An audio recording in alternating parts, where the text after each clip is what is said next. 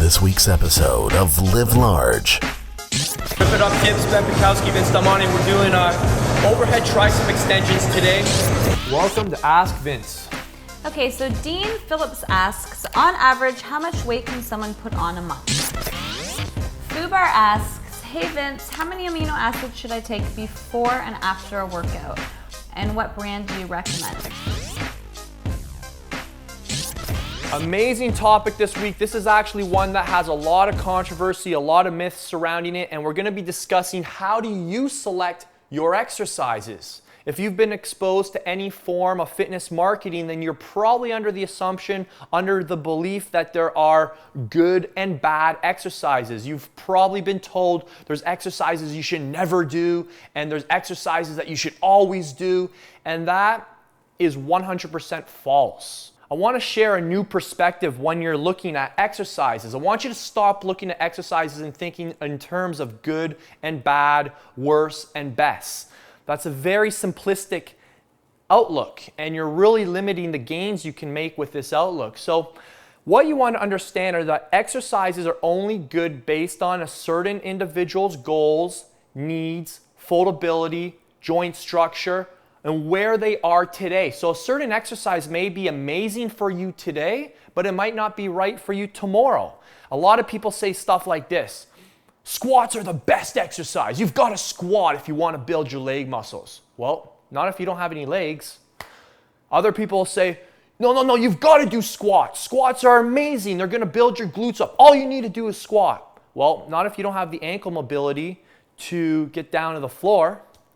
So you have to understand that different people are going to respond differently to different exercises. Squats is actually a horrible exercise for me because I have a long femur. When I start to squat to the ground, because of the length of my femur, to keep the weight distributed over the center of my body so that I don't fall backwards, my trunk has to dump forward. That puts the stress on my lower back, not my quads. Squats, not a good exercise for Vince. There's a lot of people watching this that's going to apply to as well. So you got to get out of this limited thinking that, no, you've got to do bench press to build your pecs.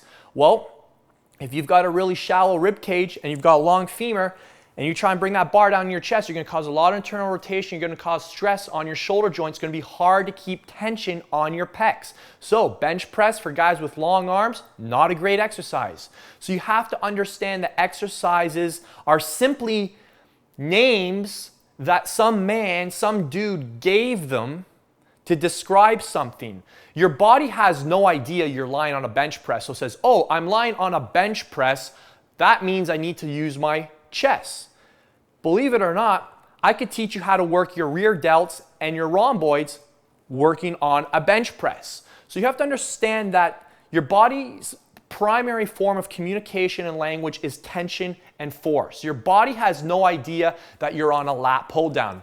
If your body has no idea how to recruit its lats, you're not using your lats. You're probably using something else. So you have to understand that there's no such thing as good and bad exercises. So what I want to do now is I want to help you become smart. I want to set you apart from the pack. I want you to start thinking when you walk in the gym and stop listening to what people just tell you to do and start thinking this through for yourself. So we're going to go through a series of things you should think about when determining if an exercise is good for you. Okay, so these are the principles behind exercise selection. Again, my goal is for you to start thinking for yourself, not to be mindless in what you do. I want you to understand you're in control of every single variable, every single decision that goes into the training process. And when you become more involved in the training process, that's when you see better results. And my role as a coach to you is to guide you to the best decisions. So I'm going to give you guys a series of principles to think about. And these, again, will start making a lot of sense as we start going through them. So the first thing, do exercises you need, not exercises that you want. So we all want to lift big weights around. We want to squat, we want to deadlift, we want to bench press.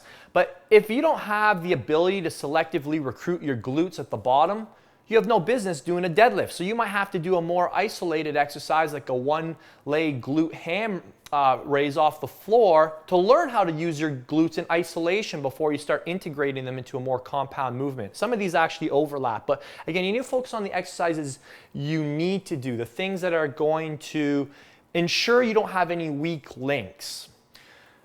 The next point is to pick muscles first, exercises second. So what I mean by this is you have to look at your own structure. You have to look in the mirror. It helps if you have a coach or a friend with a good eye for the physique and can look at your physique and say, you've got no lower lats, you've got great arms, but you're very narrow in the shoulders. Someone who can point out your flaws and your strong points, that way you can start focusing on the muscles that need to be brought up, that need to put your body more in balance. So selecting exercises it needs to be based on the muscle groups you need to give more attention to first. This ties into this one as well. You got to focus on imbalances, your body's needs. So for example, let's look at my physique. I'm known for a guy who's got a bigger chest. However, if I continue building my chest, it makes my shoulders look smaller. So it's very important that I have a certain ratio of shoulder to chest development. If I keep making my chest bigger and bigger, which is a easier task for me to achieve because I've got better mind control over my chest compared to my shoulders, I'm going to look unproportional. So for me, my program may reflect more shoulder work than chest work, and that's an individual decision that makes sense for me. These are the kind of decisions that start making your body look dramatically different. Another thing is you may have imbalances, and this might be a great opportunity to start asking myself, should I be relying on more bilateral movements or unilateral movements? Bilateral movements basically mean there's more than two joints involved, compound type exercises. Or should I be doing more unilateral exercises? And when we're doing a unilateral exercise, that would be, for example, a one-arm seated row instead of a two-arm seated row. So if you found that your right lat was less developed than your right lat, that's a great decision for you to start doing more single-arm seated rows instead of double-arm seated rows. Make sense? This is a big one. Isolate before you integrate. So here's what I mean by that. Everybody wants a squat. Everybody wants a bench press. Everybody wants a deadlift. But does it make sense to squat when one of the movements involved with squatting is knee flexion?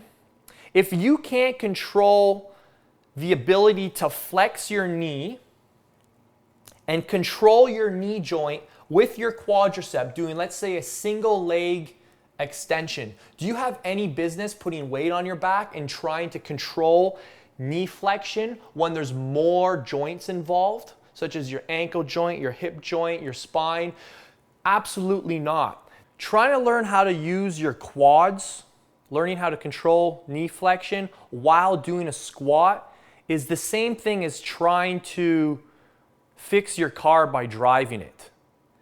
You see what I'm saying? It's absolutely ridiculous. So to fix something, you need to attend to it as an isolated part. And you have to understand that every exercise is a skill, and every skill has pieces to putting that skill together. So you need to master each component of the skill before you put the skill together. It's kind of like trying to learn how to ski on a triple black diamond before you've even learned how to master how to ski on the bunny hill.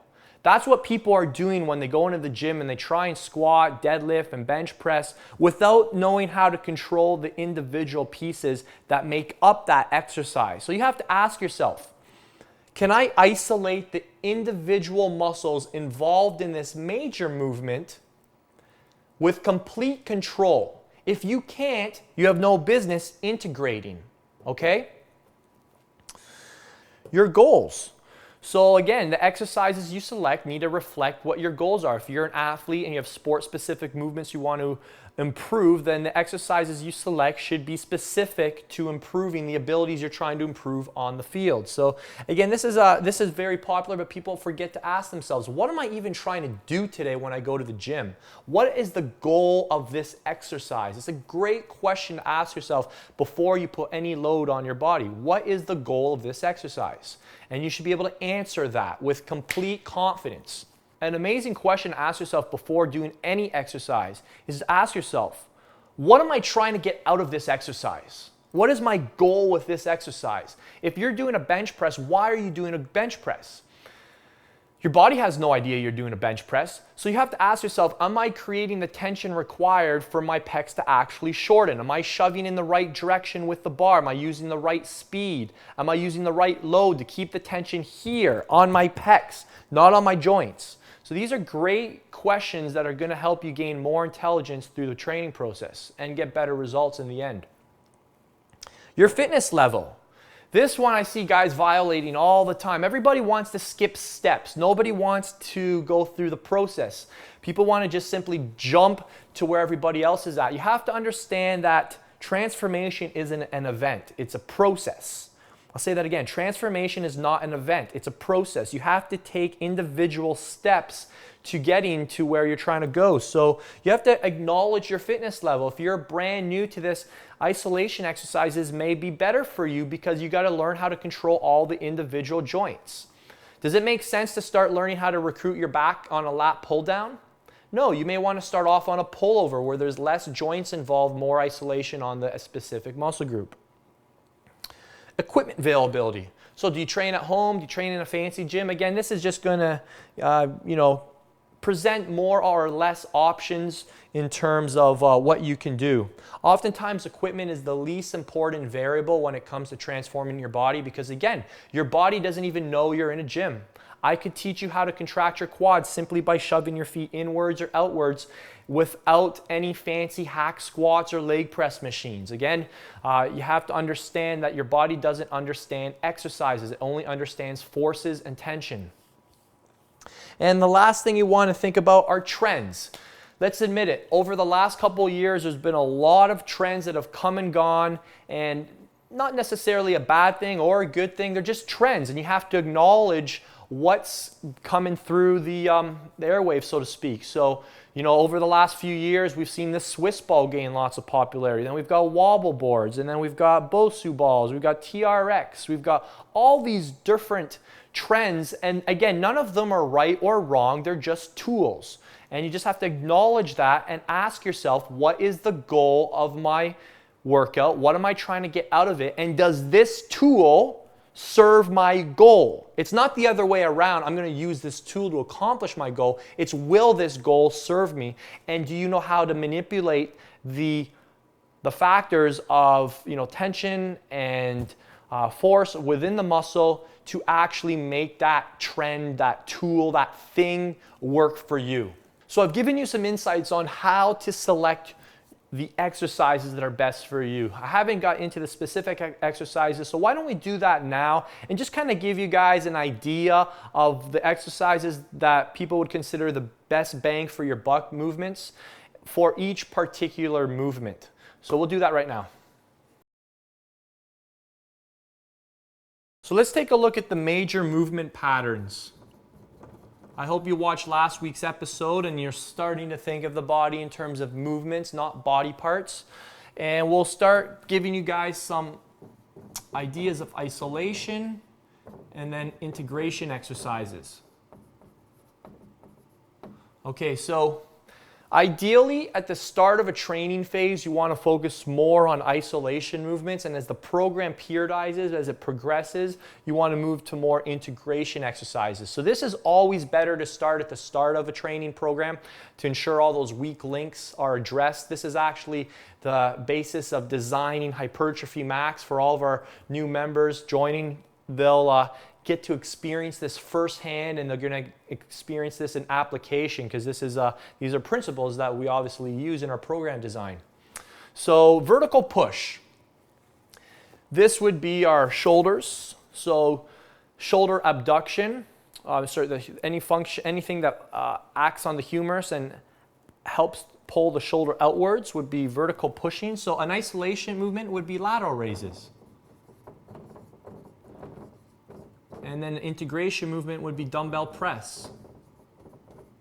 But if you can't control your delts, if you can't selectively recruit your delts from an isolated position, there's no way you're going to be using your delts when you go into a seated dumbbell press.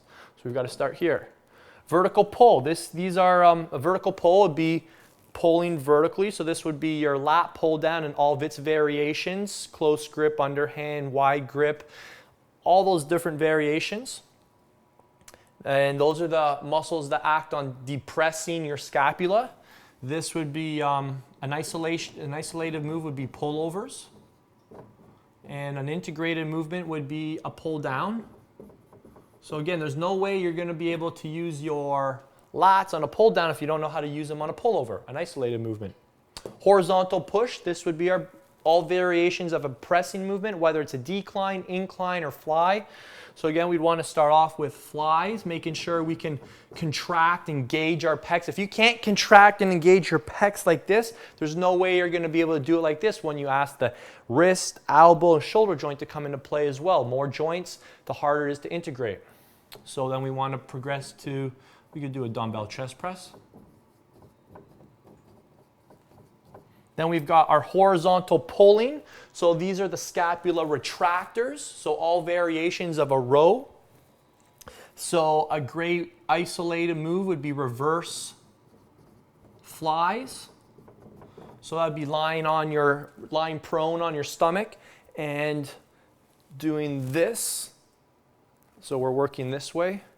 That would be a reverse fly. Our integrated movement would be a seated row. And again, we have all variations of the row. So that could be a one-arm row, overhand, wide grip, medium grip, close grip, underhand grip, all sorts of handles and different apparatuses we can use. Then we're moving on to the upper arm, which would be from here to here. The upper arm, we have elbow flexion, we have elbow extension, so we have the biceps. Because this is already a single joint exercise, we would have, well, you know what we could show you guys here is we could have, a concentration curl, supported concentration curl, and we could do a chin up as a close grip chin up would be the integrated movement. Elbow extension, we could have a dumbbell tri extension on a machine, so again, support to isolate. And then our integrated movement could be, dips would be even further. We could go close grip bench. If you don't know how to use your triceps, on an isolated movement like this, don't expect your triceps to be firing when you bring multiple joints into the movement. Hips, so this would be all variations of a deadlift. Isolated movement, a great exercise would be a line single leg hip raise. That's when you're on your back, one leg is bent and you're lifting your hips off the floor by shoving the bent knee into the ground. So one leg hip raise, line, one leg hip raise. Great for activating your glutes. And then our progression, actually there's a lot of micro progressions within there, but the ultimate progression would be the deadlift. And all variations of a deadlift. So we have wide grip, close grip, deficit deadlift, sumo deadlifts, trap bar deadlifts, a lot of variations of the deadlift. Then we have our quad dominant movements. So again, isolation would be a leg extension. And then our ultimate progression would be a squat. But we've got a lot, again, micro progressions along the way to get us ready for this squat. For example, a lot of people, another little thing, a lot of people don't have the core stability or the lower back support to do a squat. Their quads may be ready, but are all the other pieces, all the other elements of a squat ready? Are they available to be called upon when we go into the certain movements? We've got the lower leg, so that's our calf. So we've got all variations of a calf. Press, a calf raise. So that's we could do a seated calf press. So it's funny, the other day I saw my buddy who's trying to build his calves and he's got no calves, but he does about 10 plates a side on the standing calf press. And I'm watching him do this and he's literally, he's moving half the movement with his quads because he's bending at his knees. So he hasn't learned how to actually engage his calves, so his quads, he's doing his calf raises like this. He's got 10 plates aside. He's wondering why his calves don't grow. It's because your knees are doing 3 inches of the movement. So you have to learn how to isolate the calves with a seated calf press before we go to standing. And then we have the neck. So we have our traps. So we have all variations of a shrug, barbells, wide grip, medium grip, close grip, behind the back, dumbbells, etc. So I'd recommend dumbbells. Or you know, a great thing too with to how to isolate your traps is to go seated. Start off with seated and then go standing. What do most guys do when they do their dumbbell shrugs?